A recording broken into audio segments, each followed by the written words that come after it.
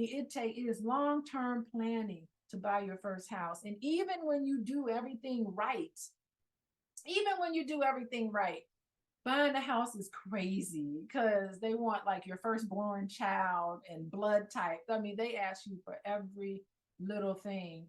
And so, buying your first house is wonderfully exciting milestone. And then also you may want to reflect on some financial milestones that were shameful, that weren't quite happy, that didn't turn out the way you want to. So that's one way to think about that. Thank you guys for sharing. I appreciate it. Um, let's move along. I do want to spend some time talking about the relationship with love and money. I won't spend too much time on this because I think we covered a lot of this in our webinar, but I really want you to always know that when you come into a relationship with somebody, it could be a friendship, it could be just a friendship with one of your girlfriends or one of your boyfriends, or a friendship, a romantic relationship, or even when you have your relationship with your children and your parents, right? When you look at these things, it's so interesting how emotions and finances are so closely linked, and it influences your decision making and overall contentment. I know that when my uncle passed away, bless his heart, he really wanted to leave the house to his daughter. This is the house that my grandma lived in, and we were all for it. But it all would depended on her ability to be able to take over and pay the taxes because the house was paid off. All she had to do was pay the taxes.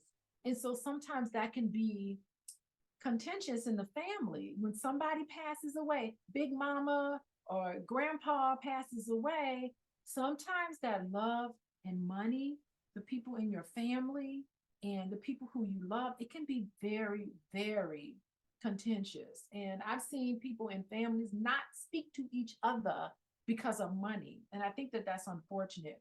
But it really is about communication, making sure that you have clear communication with people in your family. And it also has to do with trust. Um, Being transparent with with people who regarding money matters, particularly in your family.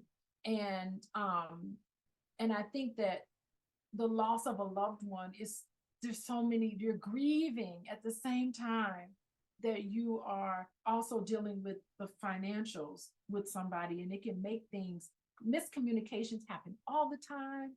People stop speaking to each other, and a lot of the issues really tend to come out. And I think that's something to think about with the relationship with love and money. I also think it all depends on your values. Some people avoid conflict altogether. They point out, um, I think there's an interplay between love and money, and people want to prevent financial disputes that can strain relationships. And so sometimes they just don't want to talk about it at all, but they know how they feel deep down inside. Emotional stress, economic stress can impact emotional intimacy and how even married couples can work together and mitigate that stress.